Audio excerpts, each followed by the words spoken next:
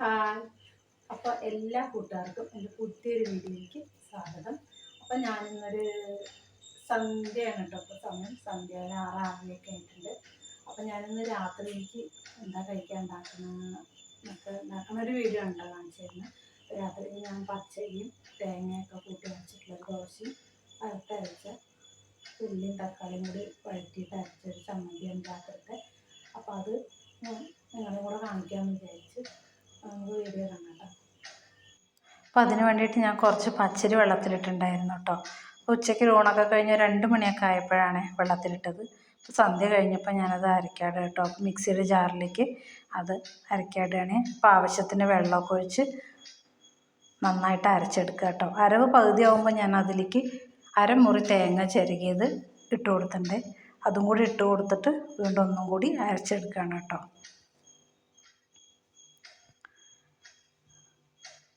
അപ്പം നമ്മുടെ അരവ് കഴിഞ്ഞു. ഇവിടെ പൊതുവേ രാത്രി പലഹാരമാണ് ഇഷ്ടം, കുട്ടികൾക്കായാലും ആർക്കായാലും. ചോറിനോട് അത്ര താല്പര്യമില്ല. അപ്പം അധികം രാത്രി പലഹാരമാകും കേട്ടോ ഇവിടെ. അപ്പം ഞാൻ അതിലേക്ക് ഇനി ഉപ്പിട്ട് കൊടുക്കുകയാണ് കേട്ടോ. വേണമെങ്കിൽ അരയ്ക്കുമ്പോൾ തന്നെ ഇടാം, അല്ലെങ്കിൽ അരച്ച് കഴിഞ്ഞിട്ട് ഇട്ടാലും മതി.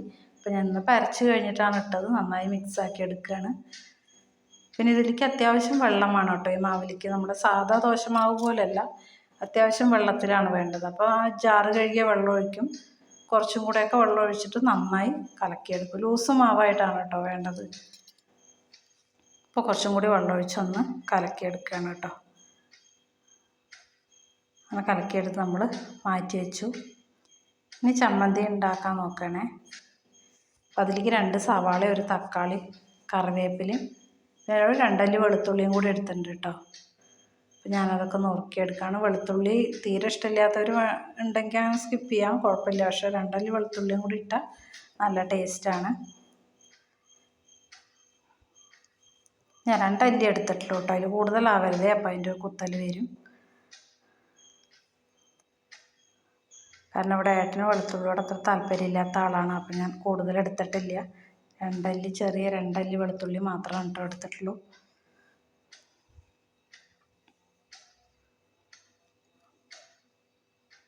അപ്പോൾ വെളുത്തുള്ളിയൊക്കെ നേരെയാക്കി എടുക്കുകയാണേ.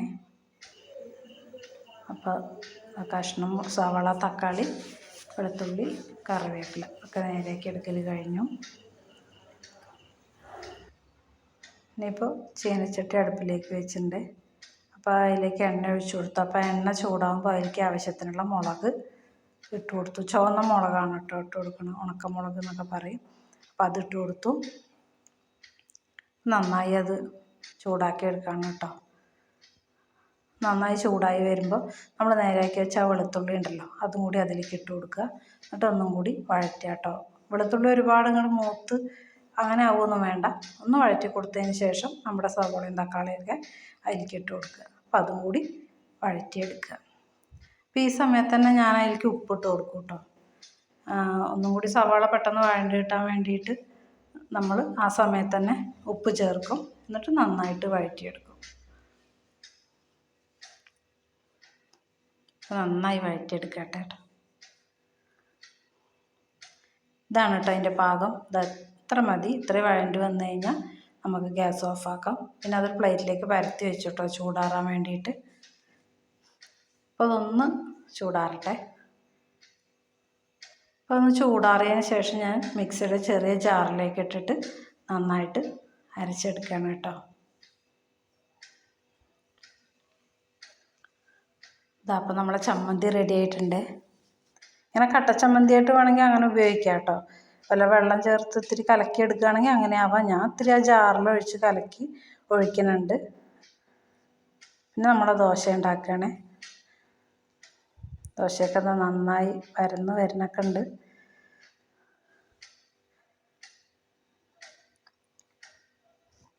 അപ്പോൾ ദോശ വക്കൊക്കെ ചെറുതായിട്ട് പൊട്ടിയിട്ടുണ്ട്, എന്നാലും വലിയ കുഴപ്പമില്ലാണ്ട് കിട്ടിയിട്ടുണ്ട് കേട്ടോ ദോശ. അടിപൊളിയായിട്ട്. അപ്പം ഞാൻ കഴിക്കട്ടെ. കൂട്ടുകാരൊക്കെ ഫുഡ് കഴിച്ചോ? അപ്പം ഞാൻ കഴിക്കാം കേട്ടോ. അടിപൊളിയായിട്ട് കേട്ടോ, സൂപ്പറായിട്ട്. കഴിക്കലൊക്കെ കഴിഞ്ഞു കേട്ടോ. അപ്പോൾ ഇപ്പോൾ കുറച്ച് പണികളും കൂടെ അടുക്കളയിലുണ്ട്.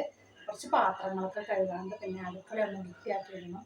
നാളെ രാവിലെ കുട്ടികൾക്ക് ക്ലാസ് ഉണ്ട്, അപ്പോൾ നേരത്തെ എണീക്കേണ്ടതാണ്.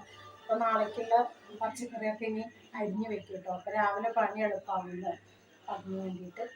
അപ്പോൾ ഞാൻ വീഡിയോ അവസാനിപ്പിക്കുകയാണ്. ഇതുവരെ എൻ്റെ ചാനൽ സബ്സ്ക്രൈബ് ചെയ്യാത്തവരുണ്ടെങ്കിൽ സബ്സ്ക്രൈബ് ചെയ്യുക, ലൈക്ക് ചെയ്യുക, ഷെയർ ചെയ്യുക, കമൻറ്റ് ചെയ്യുക. നിങ്ങളെപ്പോലുള്ള ഒരു സപ്പോർട്ട് ഉണ്ടെങ്കിൽ എനിക്ക് മുന്നോട്ട് പോകാൻ പറ്റുള്ളൂ. അപ്പോൾ എല്ലാവരും എന്നെ സപ്പോർട്ട് ചെയ്യുക. അപ്പോൾ നല്ലൊരു വിശേഷങ്ങളുമായിട്ട് അടുത്ത വീഡിയോ കാണാം.